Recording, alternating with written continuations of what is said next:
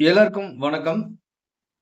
இந்த பதிவுல நான் இப்ப எத பத்தி பேச போறேன் அப்படின்னா, திமுகவோட தொடர் பொய் பரப்புரைகள், தமிழ்நாடு ஊடகத்துறையினரின் அறியாமை, அப்புறம் வைகோ அவர்கள் கருணாநிதி குறித்து முன்வைத்த சில விமர்சனங்கள். அதாவது அன்னைக்கு சண்டை போட்டாங்க, இன்னைக்கு ஒண்ணு சேர்ந்துட்டாங்க அப்படிங்கிற லெவல்ல இந்த பேச்சு கிடையாது. ஆனா வைகோ பேசின சில தகவல்கள பொதுமக்களுக்கு கொண்டு போய் சேர்த்தணும். சோ இந்த 3 பொருள்கள்ல தான் இன்னைக்கு நான் இந்த பதிவுல நான் பேசப் போறேன். இதுல முதல் பகுதி வந்து திமுகவோட தொடர் பொய் பரப்புரை. அதுல நெறைய பேசலாம் நம்ம. தினம் தினம் ஒரு ஒரு நாளும் ஒரு சில விஷயங்கள் மட்டும் பேசுவோம். இப்ப தமிழ்நாட்டுல நடக்கிற தேர்தல் வந்து டெல்லிக்கும் தமிழ்நாட்டுக்குமான போட்டி அப்படிங்கிற ஒரு ஒரு பெரிய கருத்தை வந்து திமுக முன்வச்சிட்டு இருக்குது. 2வது வந்து பாத்தீங்கன்னா, தமிழ்நாடு போராடும், தமிழ்நாடு வெல்லும் அப்படின்னு அது ஒரு கருத்தை முன்வைக்கிறாங்க. இதுல தமிழ்நாடு போராடும், தமிழ்நாடு வெல்லும் அப்படிங்கறத மட்டும் எடுத்துட்டோம்னா, உண்மையில பாத்தீங்கன்னா 3000 ஆண்டுகளாக தமிழ்நாடு உலகத்துல நம்பர் 1 பகுதியா இருந்தது. அதாவது இப்ப இன்னைக்கு உலக தரம் நம்ம சொல்றோம் இல்லைங்களா? அது வந்து தமிழ்நாட்டு தரம் சொல்ற அளவுக்கு தமிழ்நாடு உலகத்துல ஒரு முன்னணி பகுதியா இருந்தது. அதே மாதிரி இந்தியா அப்படிங்கிறது 3000 ஆண்டுகளுக்கு மேலாக உலகத்தோட மிக வளம் மிக்க ஒரு நாடு அப்படிங்கிற மாதிரி அதுதான் உண்மை. ஜான் டன் அப்படிங்கிற ஒரு இங்கிலீஷ் போயட் கூட அவரோட போயம்ல சொல்லியிருப்பாரு. உங்களுக்கு டைமண்ட்ஸ் அண்ட் கோல்ட்ஸ் வேணா நீங்க இந்தியாவுக்கு போங்க அப்படின்னு சொல்லியிருப்பாரு. அதாவது இந்தியா வந்து 3000 ஆண்டுகளுக்கு மேலாக ஒரு வளம் மிக்க நாடாக இருந்தது. அதுலயுமே தொழில் துறையில தொழில்நுட்பத்தில எல்லாம் தமிழ்நாடு தமிழர்கள் வந்து 3000 ஆண்டுகளுக்கு மேலாக நம்பர் 1 பொசிஷன்ல தான் இருந்துட்டு வந்தாங்க. ஆனா வெளிநாட்டு படையெடுப்புகள், ஆக்கிரமிப்புகள் இந்த மாதிரி காரணங்கள்னால நாம் பெருமளவில் சுரண்டப்பட்டு, அடிமையாக்கப்பட்டு, நம்மோட ஒரிஜினாலிட்டியை இழந்துட்டு விடுதலை கிடைச்சப்போ, இந்தியாவுக்கு வந்து 1947 விடுதலை கிடைச்சப்போ, ஒரு நோயாளியோட இடத்துல தான் தமிழ்நாடும் இருந்துச்சு, ஒட்டுமொத்த இந்தியாவும் இருந்தது. அப்ப இப்ப ஒரு நோயாளி வந்து மருத்துவமனையில படுத்திருக்காரு அப்படின்னா, அவர்கிட்ட நம்ம பேசும்போது என்ன என்ன சொல்லணும்னா, நல்ல விஷயங்கள மட்டும் பேசணும். அவருக்கு அந்த நோயினால வரும் பாதிப்புகள் அப்படிங்கிறத பத்தி பேசாம, அந்த நோயிலிருந்து மீண்டு வர்றதுக்கான வழிகள் என்ன அப்படிங்கிறத பத்தி தான் பேசணும் நம்ம. ஆனா துவண்டு போயிருந்த நம் மக்கள் முன்னாடி தோன்றின அப்போதைய தலைவர்கள், அதாவது விடுதலை வாங்கின காலத்தில் இருந்த தலைவர்கள் வந்து உதாரணத்துக்கு சொல்ல போனா நான் ஈவி ராமசாமின்னு ஏன் பெரியார்னு கூட சொல்றது இல்லையே பெரும்பாலும் அப்படின்னா, அவர் என்ன பண்ணாருன்னா நம்மோட குறைகளை மட்டுமே சுட்டிக்காட்டி நீ எல்லாம் ஒட்டுமொத்த தமிழர்கள் முட்டாள்கள் அப்படின்னு சொன்ன. அதாவது தமிழர்கள் கிட்ட ஆயிரக்கணக்கான பெருமைகள் இருக்குது. அந்த பெருமைகளை எடுத்து சொல்லி அந்த பெருமைகளுக்கு ஊறு விளைவிக்கும் அந்த வகையில வந்து வேற ஏதாவது தவறான பழக்கங்கள் இருந்ததுன்னா அதையெல்லாம் வந்து தனியா பிரிச்சு நம்மோட பெருமைகளை சொல்லி சொல்லி நம்மளை வந்து பலப்படுத்துறத விட்டுட்டு நம்மள நீ அடிமைன்னு சொல்லி அதுலயுமே வந்து சாதிய வன்மத்தை தூண்டுற மாதிரி ஈவி ராமசாமி பேசுற இதெல்லாமே வந்து ஒரு மிகப்பெரிய மோசமான போக்க. அதை விட்டுருவோம். சோ நான் என்ன சொல்றேன்னா, தமிழர்கள் உண்மையிலுமே வந்து தமிழ்நாடு வெல்லும், தமிழ்நாடு போராடும் அப்படிங்கிற தேவை தமிழர்களுக்கு இல்லவே இல்லை. தமிழர்களோட ஒரிஜினாலிட்டி இருந்ததுனாவே போது. அதாவது ஒரிஜினாலிட்டி மீட்கு போகிற இடத்துல தமிழர்களை தொடர்ந்து அடிமையாக வைத்திருக்கும் விதத்துல தான் அந்த ஈவி ராமசாமி எல்லாம் பேசினார். அவர் கொஞ்சம் மாத்தி பேசியிருந்தாவே ஆட்டோமேட்டிக்கா தமிழர்கள் வந்து திரும்பவும் அந்த உலகத்துல இடத்துக்கு வந்திருப்பாங்க. இது வந்து மிகப்பெரிய தவறு ஈவி ராமசாமி செஞ்சது. அந்த தவறுனால் தான் தமிழர்கள் வந்து மறுபடியும் தொடர்ந்து அந்த பழைய நிலையிலேயே இருக்கிறதுக்கு காரணம் அதுதான். இதைய மறைச்சிட்டு திமுக மறுபடியும் இப்ப தமிழர்கள் போராடுவார்கள், தமிழகம் வெல்லும்னா ஏற்கனவே வெற்றியோட உச்சத்தில் இருந்த ஒரு இனம் இன்னைக்கு திமுக அப்படிங்கிற ஒரு கட்சி ஒரு ஸ்டாலின் சொல்லி அதன் மூலமா தமிழர்கள் வெற்றி பெற வேண்டிய ஒரு நிலைமை இருக்கு அப்படிங்கிறது வந்து வேதனையை அளிக்கக்கூடிய ஒரு விஷயமா இருக்கு. இது வந்து ஒரு பொய் பரப்புரை. ஏற்கனவே நம்ம வளர்ந்துதாங்க இருக்கிறோம். இடையில வந்து அடிமைப்பட்டு கிடந்த காலத்தை விட்டுட்டு அதுக்கு அடுத்து நமக்கு நிறைய வாய்ப்புகள் வந்துச்சு. நமக்கான வாய்ப்புகளை சொல்லி நம்மளை முன்னேற்றி இருக்க வேண்டிய தலைவர்கள் ஒரு சில தலைவர்கள் நம்மோட குறைகளை மட்டுமே சுட்டிக்காட்டி நம்ம அடிமை அப்படிங்கிற மாதிரி நமக்கே ஒரு உணர்வை கொண்டு வந்து விட்டுட்டாங்க. இது இன்னும் நிறைய இதை பத்தி பேசுவோம் நம்ம. சோ இது மாதிரி பல விஷயங்கள் இருக்கும்போது ஊடகத்துறையினரின் அறியாமை அப்படின்னு எதை சொல்றேன்னு பாத்தீங்கன்னா, இப்போ எடப்பாடி பழனிசாமி இப்போ உங்களுக்கு இன்னொரு விஷயம் சொல்லணும். டெல்லிக்கும் தமிழ்நாட்டுக்கும் போராட்டம்னு முதலமைச்சர் ஸ்டாலின் சொல்றாரு.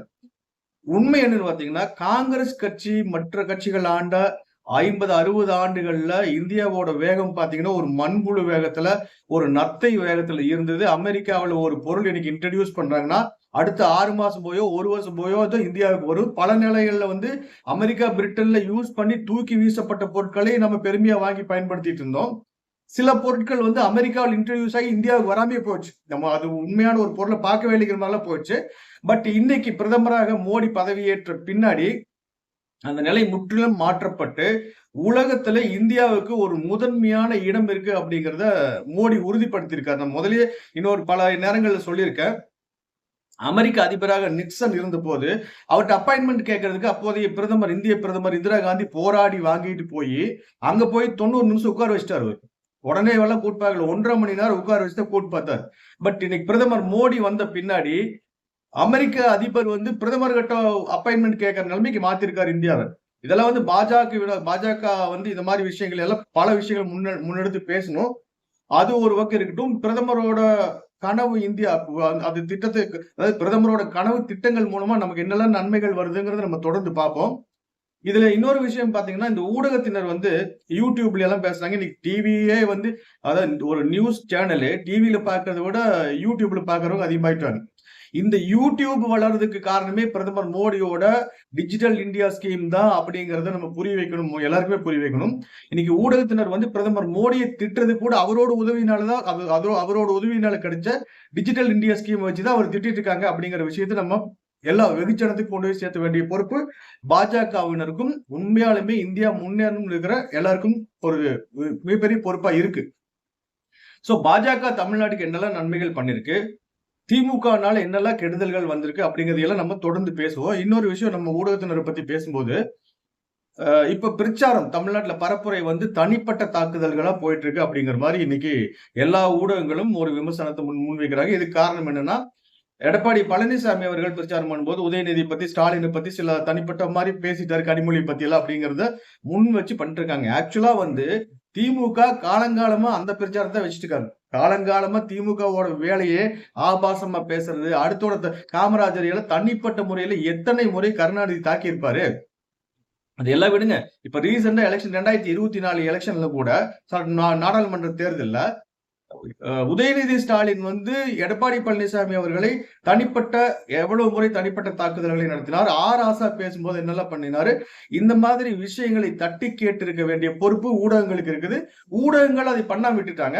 சோ அதாவது அவங்களோட அவங்களோட பிரச்சாரத்துக்கு பதில் சொல்லலைன்னா அவங்க பேசுறது பெரிய அளவுல ட்ரெண்ட் ஆயிட்டே போயிட்டு இருக்குது. சோ அதுக்கெல்லாம் ஒரு பதில் சொன்னாதான் முற்றுப்புள்ளி வைக்க முடியும் அப்படிங்கிறதுக்காக எடப்பாடி பழனிசாமி அவங்களோட பிரச்சாரத்துக்கு, அவங்களோட விமர்சனங்களுக்கு பதிலடி கொடுக்கிற விதத்துல சில தனிப்பட்ட விமர்சனங்களை வச்சார். இன்னொன்னு பாத்தீங்கன்னா, அவர் ஒரு 1/2 மணி நேரம் பேசுறாரு அப்படின்னா ஒரு நிமிஷம் தான் இந்த தனிப்பட்ட பிரச்சனைகளை பத்தி பேசினாரு. அதாவது தனிப்பட்ட அட்டாக்னே வச்சுக்கோமே. அதோட 1 நிமிஷம் பேசியிருப்பாரு. மீதி 29 நிமிஷம் வந்து திமுகவோட கெடுதல்களை அது குறித்து கேள்வி கேட்கறது, அதிமுக என்னென்ன திட்டங்கள் கொண்டு வந்தாங்க, அதிமுக ஆட்சியில தமிழ்நாட்டுல என்னெல்லாம் நன்மைகள் வச்சு, திமுக ஆட்சியில் என்னெல்லாம் கெடுதல்கள் இருக்குது அப்படிங்கிறத பேசுறாரு. அதாவது 1/2 மணி நேரம் அவர் பேசினா 1 நிமிஷம் வந்து தனிப்பட்ட தாக்குதல்களை பேசினால் மீதி 29 நிமிஷம் அவர் என்ன பண்ணினாரு, அவரோட கட்சி என்ன பண்ணுச்சு, அதிமுக தமிழ்நாட்டுக்கு என்ன பண்ணுச்சு, திமுகனால என்னெல்லாம் தீமைகள் இன்னைக்கு வந்திருக்குங்கிறத விளக்கி பேசுறாரு. பட் இப்ப இந்த ஊடகம் என்ன பண்ணுதுன்னா, தனிப்பட்ட தாக்குதல்களை எடப்பாடி பழனிசாமி பண்ணிட்டு இருக்காரு அப்படிங்கிறாங்க. ஏயா பேசும்போது 1/2 மணி நேரம் பேசும்போது 1 நிமிஷம் 29 நிமிஷம் அவர் என்ன பேசுறாருங்கிறது நீங்க கேட்கல. 1 நிமிஷம் அவர் பேசுறதை வச்சு நீங்க, அதாவது ஊடகம், தமிழ்நாடு ஊடகம் வந்து அது ரெட் லைட் ஏரியான்னு RS பாரதி சொன்னார்.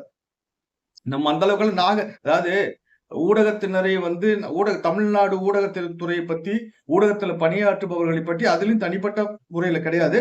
தொடர்ந்து அடுத்த 2-3 பதிவுகள் வந்து தமிழ்நாடு ஊடகங்களை பற்றி தான் நான் பேச இருக்கிறேன்.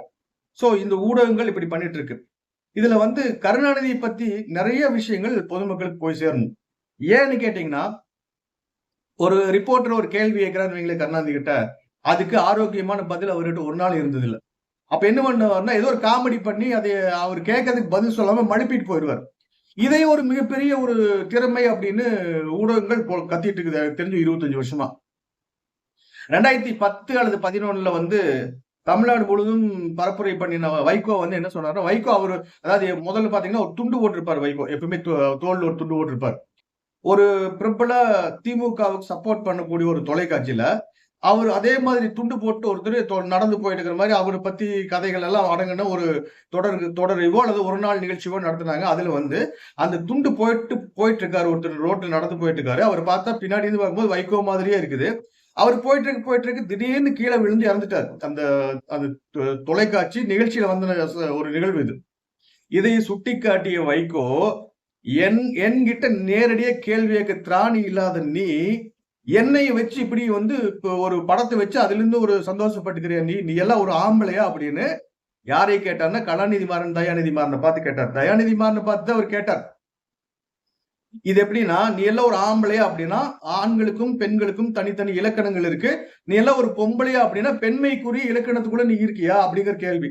நீ ஒரு ஆம்பளையான்னு கேட்டா ஒரு ஆண்களுக்குரிய இலக்கணத்துக்குள்ள இருக்கிறியா அப்படிங்கிறது அதோட மீனிங். கருணாநிதி வந்து என்ன பதில் சொல்லியிருக்கணும்னா, வைகோ மேல இந்த மாதிரி குறைபாடுகள் இருக்குது, இதைய வந்து சொல்றதுக்காகத்தான் அந்த நிகழ்ச்சி டிவியில வந்துச்சுன்னு சொல்லியிருக்கலாம். அல்லது தயாநிதி மாறன் வந்து இந்த திறமைகள் அவருக்கு இருக்கு, இதெல்லாம் பண்ணிருக்காருன்னு சொல்லியிருக்கலாம். இதெல்லாம் விட்டு வைகோ கேள்விக்கு அடுத்த நாள் பதில் சொன்ன கருணாநிதி என்ன தெரியுங்களா சொன்னாரு? தயாநிதி மாறன் ஆம்பளைங்கிறனாலதான் கல்யாணம் பண்ணி 2 குழந்தை பெத்துட்டாரு அப்படின்னாரு.